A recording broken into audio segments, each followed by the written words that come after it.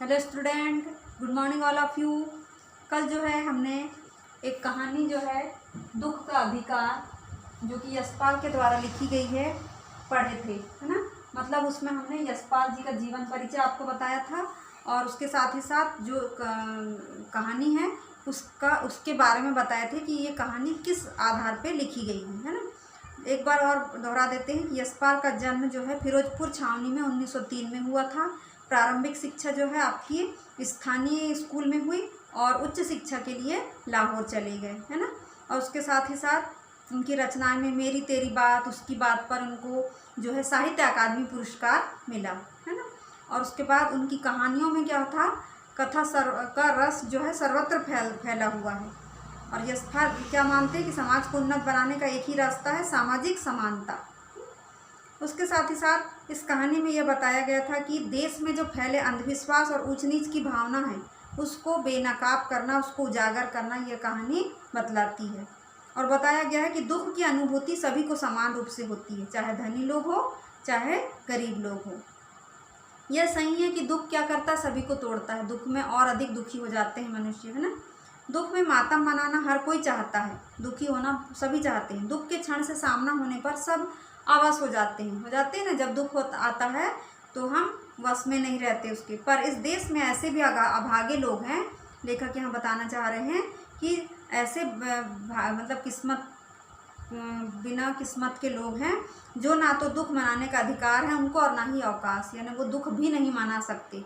तो ऐसी ये कहानी जो है, इसमें एक स्त्री है मतलब अधेड़ उम्र की, तो उसका जो 23 वर्ष का जो बेटा है वो ख़त्म हो चुका है और घर की कंडीशन जो है बहुत ख़राब है परिस्थिति।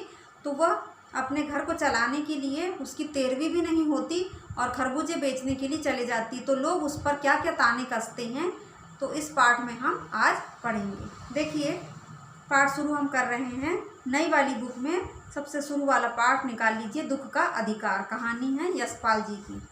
मनुष्यों की पोशाकें उन्हें विभिन्न श्रेणियों में बांट देती है। पोशाक यानी पहनावा, है ना, अलग अलग श्रेणियों में बांट देता है। प्रायः पोशाक ही समाज में मनुष्य का अधिकार है और उसका दर्जा निश्चित करती है। यानी पहनावे से ही लोग अलग अलग दर्जा उनको दिया जाता है। वह हमारे लिए अनेक बंद दरवाजे खोल देती है। अगर अच्छे कपड़े पहनेंगे तो लोग हमको पूछेंगे, बाहरी दिखावा लोग पसंद करते। परंतु कभी कभी ऐसी परिस्थिति भी आ जाती है कि हम जरा नीचे झुककर समाज की निचली श्रेणियों की अनुभूति को समझना चाहते हैं। उस समय यह पोशाक की बंधन और अड़चन बन जाती है ना। जैसे कि बुरी कंडीशन रही, अच्छे कपड़े नहीं पहने हुए, तो पोशाक की क्या हो जाती है, अड़चन बन जाती है। जैसे वायु की लहरें कटी पतंग को सहसा भूमि पर नहीं गिरने देती, उसी तरह खास परिस्थितियों में हमारी पोशाक हमें झुक सकने से रोकी रहती है। इन हवा चलती है तो पतंग कटकर गिरती नहीं बल्कि वह ऊपर ऊपर उड़ती है। वैसे ही ये जो पोशाक है कुछ खास परिस्थितियों में हमें झुकने से रोके रहती है। बाजार में, अब कहानी शुरू हो रही है, सुनिए। बाजार में फुटपाथ पर कुछ खरबूजे डलिया में और कुछ जमीन पर बिक्री के लिए रखे जान पड़ते थे। यानी खरबूजे बेचने वाली जो स्त्री है वो कुछ डलिया में मतलब टोकनी में और कुछ जमीन पर रखी हुई थी। खरबूजों के समीप एक अधेड़ उम्र की औरत बैठी रो रही थी। खरबूजे बिक्री के लिए थे परंतु उन्हें खरीदने के लिए कोई कैसे आगे बढ़ता। खरबूजों को बेचने वाली तो कपड़े से मुंह छिपाए सिर को घुटने पर रखी फपक फपक कर रो रही थी, यानी बिलक बिलक कर रो रही थी। पड़ोस की दुकानों के तख्तों पर बैठे या बाजार में खड़े लोग घृणा से उसी स्त्री की संबंध में बात कर रहे थे। उस स्त्री का रोना देखकर मन में एक व्यथा यानी दुख सी उठती थी, पर उसके रोने का कारण जानने का उपाय क्या था। फुटपाथ पर उसके समीप बैठ सकने में मेरी पोशाक ही व्यवधान बन पड़ी होगी।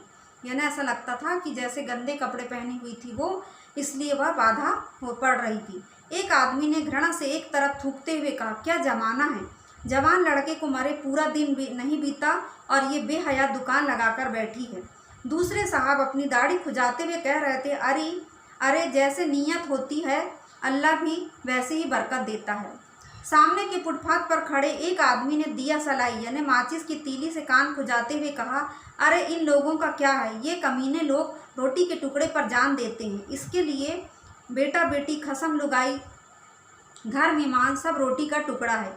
परचून की दुकान पर बैठे लाला जी ने कहा, अरे भाई उनके लिए मरे जिए कोई मतलब ना हो, पर दूसरे के धर्म ईमान का तो ख्याल रखना चाहिए। जवान बेटे के मरने पर 13 दिन का सूतक होता है और वह यहाँ पर सड़क पर बाजार पर आकर खरबूजे बेचने बैठ गई। 1000 आदमी आते जाते हैं, कोई क्या जानता है कि इसके घर में सूतक है। कोई इसके खरबूजे खा ले तो इसका ईमान धर्म कैसे रहेगा, क्या अंधेर है। पास पड़ोस की दुकानों से पूछने पर पता लगा कि उसका 23 बरस का लड़का जो है जवान खड़ा लड़का था। घर में उसकी बहू और पोता पोती है। लड़का शहर के पास 1.5 बीघा पर जमीन में कचियारी करके परिवार का निर्वाह करता था। खरबूजे की डलिया बाजार में पहुंचाकर कभी लड़का स्वयं सौदे के पास बैठ जाता, कभी माँ बैठ जाती।